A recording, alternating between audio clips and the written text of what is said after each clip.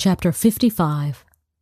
W2 was never late, so Sharmelle wasn't at all surprised when she arrived in exactly 20 minutes.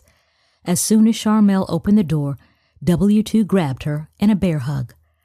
"I'm so glad you texted me, Char. I've missed my sister friend." Sharmelle exhaled. Grateful W2 clearly had forgiven her for being the absent best friend over the past few days. They both walked arm in arm into the TV room with its two deep plush caramel-colored love seats, where they'd spent much of their time since Sharmelle moved into the home. Sharmelle took less than 30 seconds to ask about Lennox and the twins. Then she went right in with all the details on the Hayes case, how she got involved, what she did to find Marcus Pierce, her trip to Detroit, and the tense family reunion just a few hours ago at the Pearl City Ritz. "So let me get this straight," W2 said when Sharmelle finished telling the story and all of its details. "Pastor Hayes convinced this man to stay out of Deacon Lucian's life, but sent him all this stuff about him throughout the years. And this Pierce man went along with that. Make it make sense." "I know, it makes no sense," Sharmelle tried to explain. "But remember, this was back in the 60s. Apparently Sister Hayes was having a really hard time mentally after her father and her favorite aunt died so close to each other. I guess Pastor just convinced him it was in her best interest for everybody to keep quiet." W2 just shook her head as she thought about everything Sharmelle told her. She couldn't imagine Lennox being okay with knowing his sons were in the world, but he wasn't in their lives. And she was intrigued about Lily Paredes poking around on the story.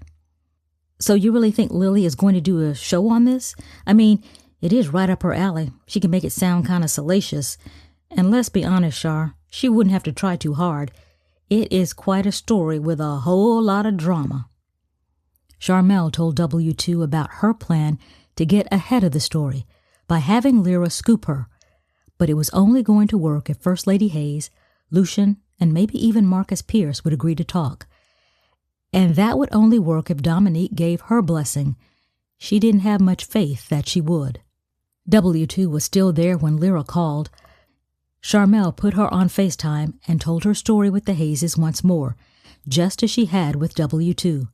And Lyra was equally shocked. When Sharmelle got to her proposal to have the Hayeses and Marcus Pierce, if he'd agree to it, sit down for an interview with her, Lyra did not hesitate. "I am all in, and Lily P. doesn't need to be coming in here trying to Bigfoot on this story. But Char, she is relentless. We need to arrange this all quickly." Sharmelle called Lucian. Cecilia had been obsessively checking the number of views on the TikTok video. "There's no way to stop this now." Sharmelle sensed defeat in Lucian's voice. "Everybody in the world knows now. Probably most of our church members. I don't know if Mom is strong enough to take this." Sharmelle couldn't think of a better time or a more gentler way, so she came right out with it and told Lucian about Lily's inquiries and the plan to feature the Hayes case on her program. He was livid, and the volume of his voice showed it. "Is she trying to single-handedly destroy Dad's legacy? He was fighting for her before she was even born. It wasn't too long ago that a brown woman couldn't even have a job that she has now. She owes him some respect." Sharmelle allowed him to vent while she listened, and then when he paused, she told him about her plan. Lyra would scoop Lily with a sit-down interview first, and she'd even mentioned trying to convince her bosses to turn it into a 30-minute special. Sharmelle suspected Lily's angle would be to expose Pastor Hayes as someone who had deceived the public about his personal life.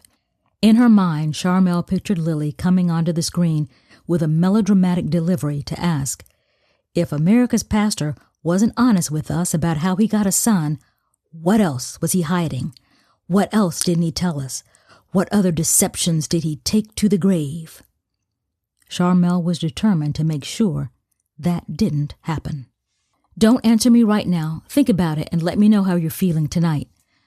Lucian would be at church for the Surge Youth Group meeting because he was on the program panel, talking about health careers other than being a doctor or a nurse. Sharmelle was impressed with how focused Lucian was during his presentation. She knew her high school students were obsessed with TikTok, and she couldn't be certain, but chances were, at least some of them perhaps all had seen the video and figured out the pastor in question was the church's much-beloved pastor, the late Henry Hayes. Lucian approached her first after the meeting ended. "Sharmelle, we all had a tough day today. How are you doing?" She was taken aback. His world had been upended, but he was concerned about how she was doing. "I'm doing okay, but what about you? I know coming face-to-face with Mr. Pierce could not have been easy for you. Cecilia says I'm operating in shock, and it hasn't really hit me yet. I guess it hits a little different since I've known about him, or at least I thought I did. But knowing about him and actually knowing him are two entirely different things. But I know you've had to keep a lot of this inside, too, over the past few weeks. That could not have been easy for you either." "It wasn't, but I made a promise to your mother," Sharmelle explained, "and I want to talk to you more about my idea for the Lily thing, if you have time." They drove to a coffee shop a few blocks from the church and found a table outside. Fortunately, the only other person on the patio looked like a college student with his headphones on. He was engrossed in something on his tablet and was drinking something that looked like iced coffee and whipped cream, and he was laughing, so Sharmelle doubted he was studying. Sharmelle gave Lucian the details about her proposal for the exclusive interview with Lyra, but couldn't read on his face whether he was willing or thought it was a good idea, but he did have some questions. "So if we do the interview with Lyra, how is that going to stop Lily if she knows there's a story there? Won't she want it even more?" Sharmelle tried to explain in the way she thought Lyra would. "She may, but we will be able to get your story out there and your angle out there first before she does anything. You and your mother have a compelling story to tell about making some tough family decisions. Like they always say, hindsight is 20/20, but at the time they were young and did what they thought was best. And I keep hearing this, but it was a different time back then. And your father could not have loved you more if he was your biological father." "That's what people need to know, Sharmelle." She could tell he was getting choked up and fighting back tears. Sharmelle could see she was getting through to him. "Dad gave me his very best. Looking back on it now, I know he never treated me in a different way because I wasn't his biologically. I don't have any of those wicked stepfather stories. None. That man loved me with his whole heart." Sharmelle could tell how much Lucian felt loved and how much Reverend Hayes did love him, and biology, or lack thereof, had nothing to do with it. "I'll do it. I'll do the interview. I know Lyra will be fair. I'll convince Mom to participate too. And I know word is already getting around about this, and maybe this will quell some of the gossip. Maybe I'm being paranoid, but I felt some of the kids giving me worried and questioning looks at Serge tonight." Sharmelle knew he wasn't being paranoid. She sensed it too.